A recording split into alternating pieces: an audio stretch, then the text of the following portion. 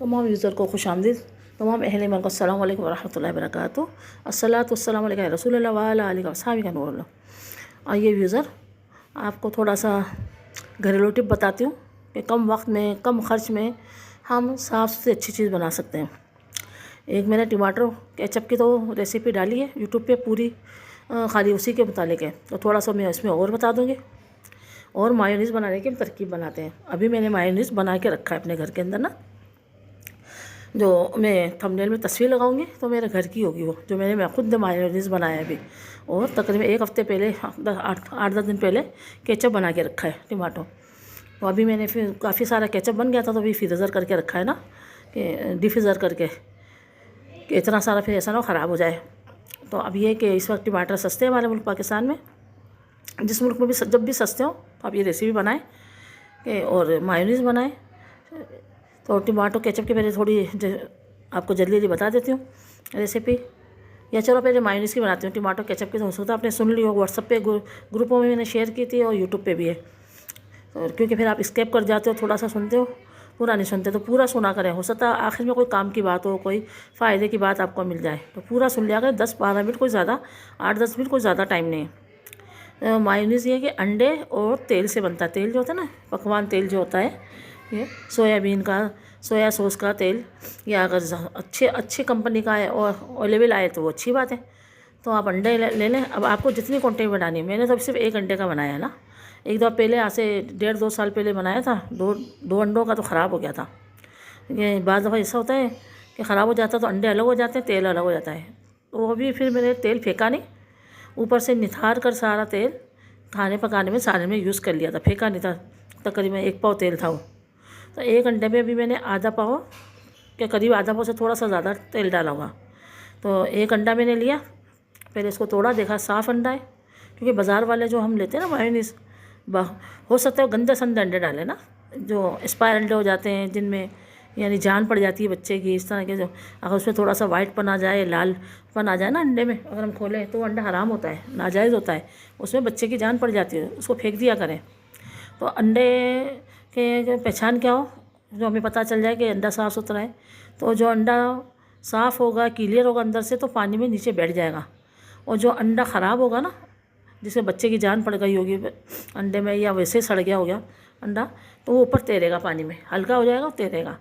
और वो अंडा भारी होगा, वो पानी में बैठ जाएगा। थोड़ा पानी लें, किसी बर्तन वगैरह में अंडों को डाल दे, चाहे देसी हो चाहे फार्मी हो, दोनों को डाल के चेक कर लें। तो ये अंडे चेक करने का तरीका है। तो मैं तो ज़्यादा इसी तरह चेक करती हूँ ना अंडे। और अंडे को फ्रिज में रख दिया गया, ख़ासकर गर्मी के अंदर, ताकि बाहर ख़राब ना हो अंडे। तो एक अंडा लिया फ्रेश, वो बिल्कुल साफ़ अंडा था, उसको खूब फेंटा मैंने एक जार में डाल के। लेकिन मेरे पास, मैं उसे बीटर से करना चाह रही थी, लेकिन वो मेरा हैंड बीटर ख़राब हो गया ना।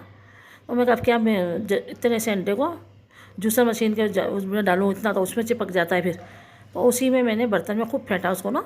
और बीटर के साथ ही आया था एक, जो है बन्नी नुमा, बड़ा सा गिलास नुमा बर्तन ना।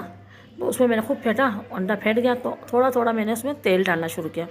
पहले चंद चम्मच डाले, फेंटते फिर वो गाढ़ा हुआ, फिर और चंद चम्मच डाले, या थोड़ा थोड़ा 5-6 दफ़ा करके, मरतबा 5-6 टाइम मैंने उसमें तेल मिक्स किया, ऑयल मिक्स किया। तो वो खूब गाढ़ा हो गया, परफेक्ट हो गया वो। जब ये मतलब चम्मच पे चिपकने लग जाता है ना, वो मतलब उसका वो बन गया पूरा, एक स्मूथ हो गया ना, गाढ़ापन आ गया, लेसपन आ गया। तो उसमें तकरीबन, अगर मैं चाहती तो और तेल डाल देती, लेकिन बस ये तकरीबन बन गया था आधा पाव से ज़्यादा ना। ये आधा पाव क्या, 1 पाव के करीब बन गया ये फेंट कर 1 पाव के करीब ये बन गया। अब जो है उसको फिर मैंने बर्तन में निकाल लिया और उसको फ्रीज़र कर दिया, थोड़ा मैंने रख लिया मायोनीज़।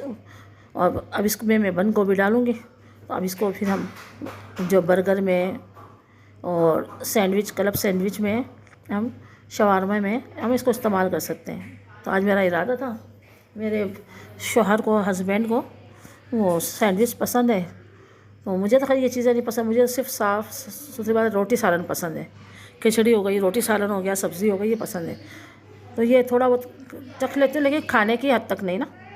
तो अब ये कि उनके लिए मैं ये बनाऊंगी अभी शाम में। मैंने टिक्के वाली मुर्गी बनाने के लिए मंगाई थी। तो कुछ साफ़ साफ़ बोटियाँ, आप भी ऐसा करा करें, साफ़ साफ़ पीस जो हो जाए गोल्डन पीस सीने के, और साफ़ बोटियाँ निकाल के रख दिया करें आप।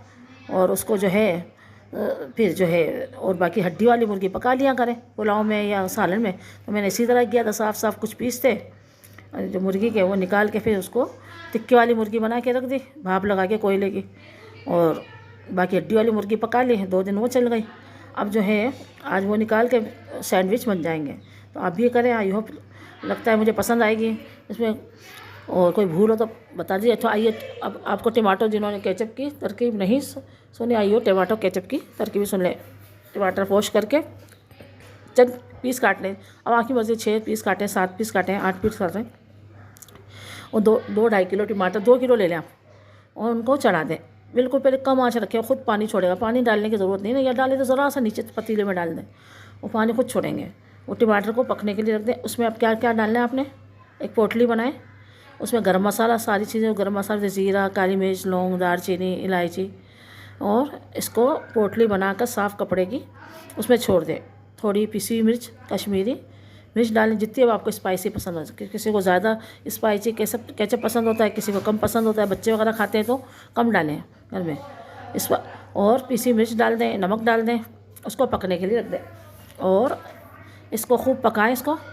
और फिर इसको ग्राइंडर कर लें। ग्राइंडर, अच्छा इसमें हाँ 2-3 जवे लहसुन के भी डाल दें, थोड़ा सा छोटा सा प्याज भी डाल दें। ये पक जाए, छोटा सा प्याज बिल्कुल, या आधा प्याज, बड़ा है तो आधा प्याज या छोटा सा प्याज, और 4-5 जवे लहसुन के छील के डाल दें। ये इसके साथ साथ पकते रहेंगे, और वो गरम मसाला पोटली में पकेगा। वैसे भी हम डाल सकते हैं गरम मसाले की भी, वो काले काले वो आएंगे उसके ना रेशे ना। तो ये है कि इसको फिर आप जो है पक जाए तो इनको ग्राइंडर कर लें, मिक्सी के जार में डाल के पीस लें। और अगर आप छानना चाहें तो बड़ी मोटी छलनी होती है, उससे छान लें। अब ये फिर ये बेटर तरीके हो गया लेसदार। अब इसको फिर चूल्हे पे चढ़ाएं दोबारा। अब इस पर चीनी डालें, गुड़ भी डाल सकते हैं, चीनी भी डाल सकते हैं। मैंने दोनों चीज़ डाल दी है, गुड़ और चीनी। उसके बाद जो है इसके अंदर आधा कप सिरका भी डाल दें, ताकि वो जमेगा नहीं। सिरका भी डाल दें, आधा कप वाइट सिरका डाल दें। और कलर पसंद है आपको तो रेड कलर, तो ज़्यादा रेड कलर पसंद, रेड कलर डाल दें। मेरे पास था नहीं है अवेलेबल, तो मैंने जो है ऐसे ही बनाया है। और वैसे होता है अक्सर मेरे पास, मैं रूह अफ़ज़ा वगैरह बनाती हूँ, वो भी इंशाल्लाह आपको तरकीब बताऊँगी रूह अफ़ज़ा की बनाने की, शरबत की, रूह अफ़ज़ा कोई इसके शरबत भी मैं घर में बनाती हूँ। तो अब ये उसको डाल दें आप, कलर बस ना डालें तो कोई बात है। अब ये ठंडा हो जाए, गाढ़ा हो जाए। अब आपको ज़्यादा गाढ़ा नहीं रखना, नॉर्मल रख लें, चम्मच पे चिपक जाए, इतना हो ना, ये फिसल के पानी की तरफ बहे नहीं।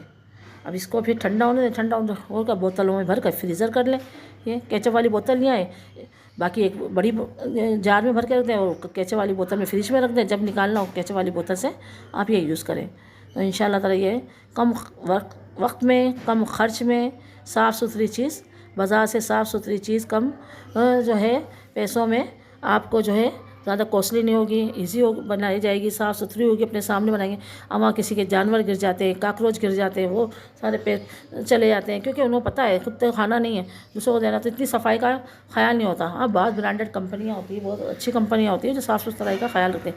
ये हर कोई नहीं रखता है, जनरल बात कर रही हूँ ना, ये देखे वाले हैं सारे, ये चीज़ें सुनी सुनाई हैं।